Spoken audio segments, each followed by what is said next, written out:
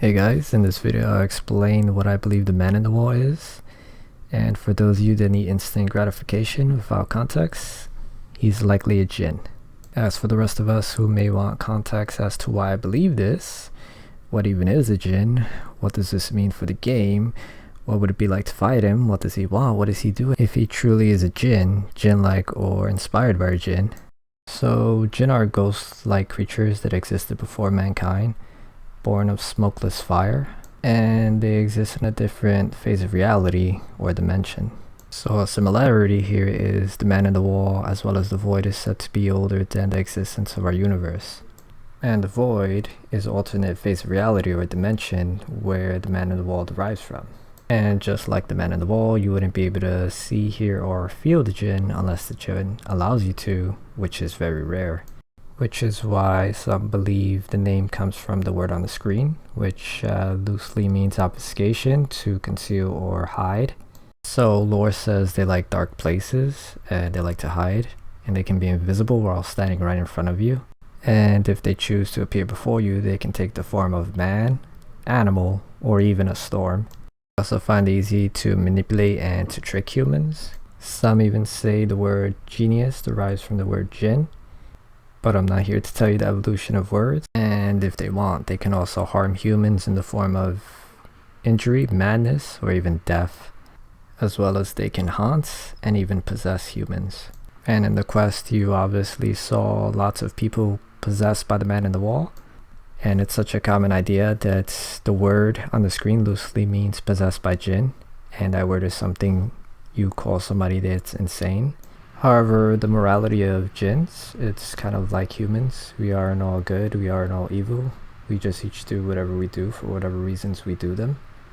So they can also help, inspire, guide, protect, if they desire, or even grant not wishes, but services to you.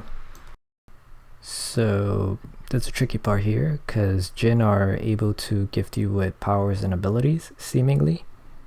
However, one should beware to not be manipulated or tricked into thinking a jinn is good and helping you out, because jinn are highly intelligent and they're tricksters. Obsessive compulsion disorder once believed to be a jinn messing with you solely for their amusement.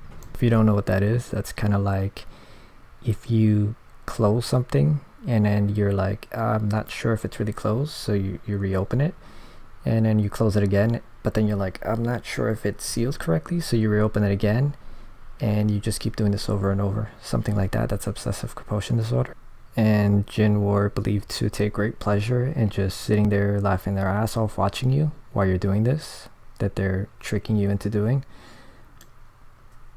So it's why they believe that the jinn don't actually gift you powers. They just trick you into believing that they gave you abilities and powers, when in reality they're the ones doing the magical feats for you. So one day they could return and be like, you owe me, and therefore they come and collect what they feel they're owed. So a similarity here is the man in the wall. He keeps saying things that makes me assume that he's the one that gave us the power when we were in the void so we could survive. Maybe we asked him, or maybe he came to us, but it seems like we were in the void, we were in a hard situation, he came to us, and then he gave us the void-like abilities, the void powers, the immunity to the void, which we would have died without. The problem is, just like the jinn, he may return one day.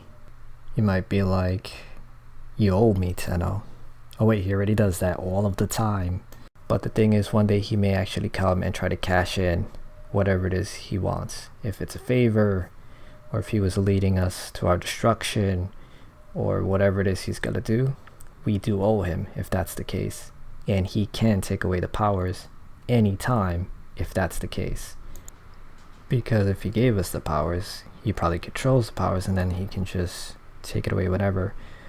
Or he's immune to the power because he's from the void. He might even be the void. And he should be able to do all of the things we can do, if not more.